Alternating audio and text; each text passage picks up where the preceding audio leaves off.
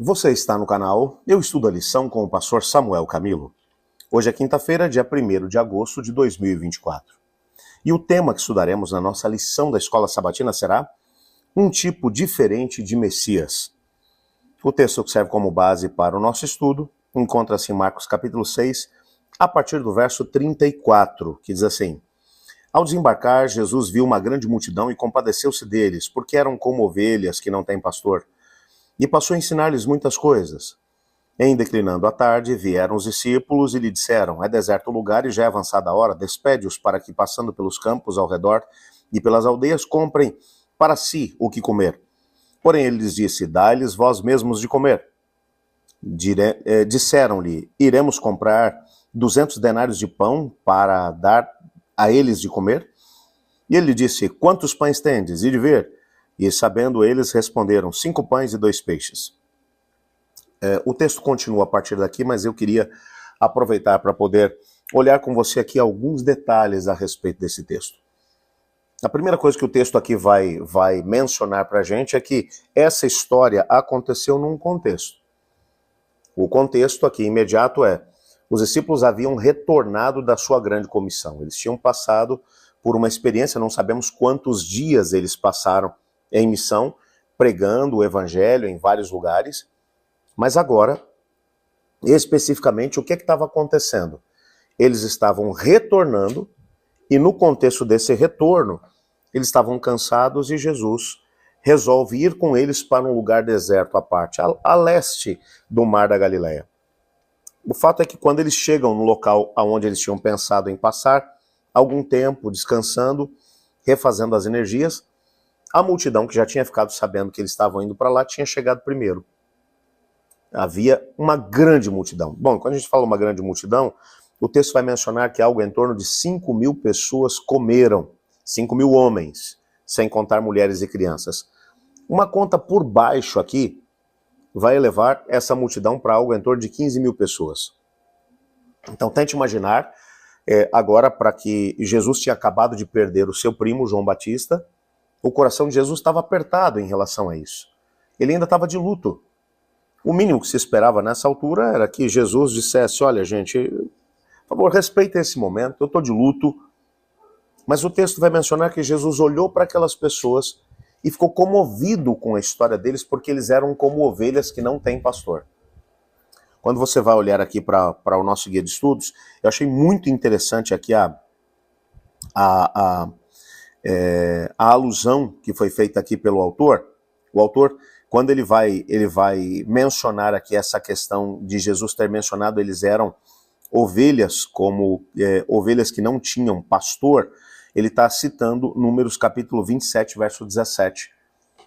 No contexto, Moisés está falando sobre pastores que Deus levantaria depois que ele morresse para poder dirigir o seu povo. Está falando de líder do povo. O que Jesus está dizendo é que ele olha para aquela grande multidão e percebe que os líderes deles só estavam preocupados consigo mesmos. Aquelas pessoas precisavam da palavra de Deus, precisavam do conforto de Deus, precisavam de gente que olhasse por eles, mas eles estavam perdidos como ovelhas sem pastor. E agora Jesus, nesse contexto, vai se compadecer deles e Jesus vai curar os seus enfermos, e Jesus vai ministrar a palavra para eles. Eles passam o dia com Jesus naquele contexto.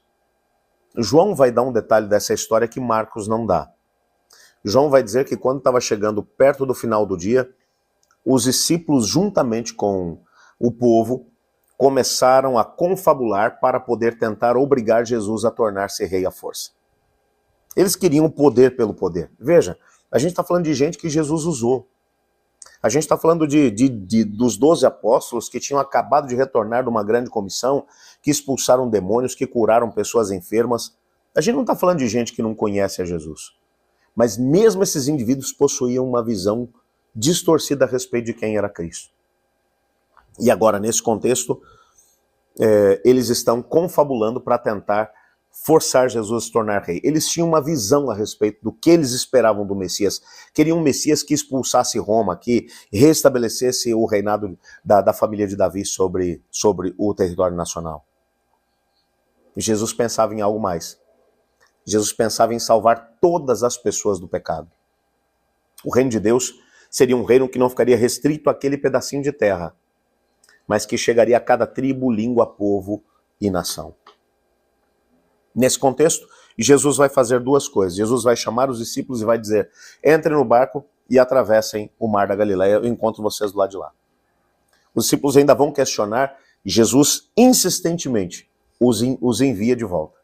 Mas e a multidão? Jesus diz: eu vou despedir a multidão. Jesus despede a multidão e ele sobe um monte. Eu acho isso aqui fantástico. E ele gasta horas no alto do monte orando ao Pai. É claro, quando nós olhamos para aquilo que Paulo vai mencionar, que Jesus, ele veio como segundo Adão. Na carta aos Romanos ele fala sobre isso. Onde o primeiro Adão falhou, ele veio para poder vencer. Como segundo Adão, ele não podia ter vantagem sobre o primeiro Adão.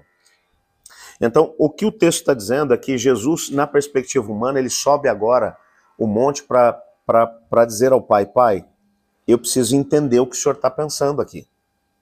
Eu não posso permitir que as multidões e a força da massa me obriguem a fazer algo que não faça parte da tua vontade. As coisas começam a ficar bem claras na mente do Senhor, e ele reafirma a ideia de que ele tinha vindo para poder salvar as pessoas do pecado. Nesse contexto, Deus Pai mostra para Cristo os discípulos que haviam tentado conduzir as coisas, dar um jeitinho para que as situações chegassem aonde eles gostariam que a situação chegasse, tentando obrigar Jesus a se tornar rei à força. Eles estavam remando, mas havia um vento contrário. Eles não saíam do lugar. Colocavam muita força, muita energia, mas não saíam do lugar. E nisso Jesus Cristo recebe ordem do Pai e ele agora vai ao encontro dos discípulos andando sobre as águas. Você repara que os discípulos tinham as ferramentas, eles tinham a expertise, porque a maior parte deles eram pescadores, conheciam aquele mar com uma palma da sua mão, mas apesar disso, eles não conseguiam sair do lugar. Jesus não possuía expertise porque ele não era pescador, ele não possuía as ferramentas, ele não tinha barco, mas apesar disso tudo, como ele estava sendo dirigido pelo Pai, ele conseguiu caminhar sobre as águas e ele conseguiu ir numa velocidade maior do que a dos próprios discípulos. Você consegue entender isso? O que o texto está mostrando para a gente aqui? O texto está mostrando que quando você está seguindo as orientações de Deus, não importa as circunstâncias, o inimigo pode trabalhar o quanto ele quiser, ele não vai conseguir impedir que você avance. E se você não estiver fazendo a vontade de Deus, mesmo que você tenha as ferramentas, que você tenha o apoio, que você tenha tudo aquilo que o ser humano pode te oferecer, você não vai sair do lugar. E tem muita gente por aí que tem trabalhado dessa forma, que tem remado e não sai do lugar. Talvez hoje estou falando para alguém que está vivendo uma história como essa no seu casamento. Está colocando força, energia e a situação não melhora. Talvez estou falando para alguém que está vivendo essa mesma situação na educação dos filhos. Está colocando força e energia e a situação não sai do lugar. Talvez alguém que está vivendo isso na vida financeira. Coloca energia, tenta de todas as maneiras, mas não sai do lugar. O Senhor Deus olha para você e diz: não são as ferramentas, não são as circunstâncias, é com quem você está andando. Se você está buscando a vontade de Deus, se você está buscando fazer a vontade de Deus, pode ficar tranquilo. O Senhor Deus vai fazer você avançar, mesmo que você não tenha os recursos ou que as circunstâncias sejam favoráveis. Com Deus, você sempre vai chegar lá. Eu quero orar com você nesse momento e colocar a sua vida nas mãos do Senhor. Talvez hoje haja alguém que se identificou com essa história. Alguém que está dizendo: sou eu. Eu estou tentando avançar, mas não consigo. Deus olha para você e diz: vamos junto. E você vai avançar. Olhe comigo agora. Obrigado, Pai, por tua palavra, por sabermos que contigo, mesmo diante de situações adversas, nós podemos avançar. Coloca nas suas mãos a vida desse amigo, dessa amiga, desse irmão, dessa irmã que ora comigo agora e que está tentando avançar, Pai, mas não consegue.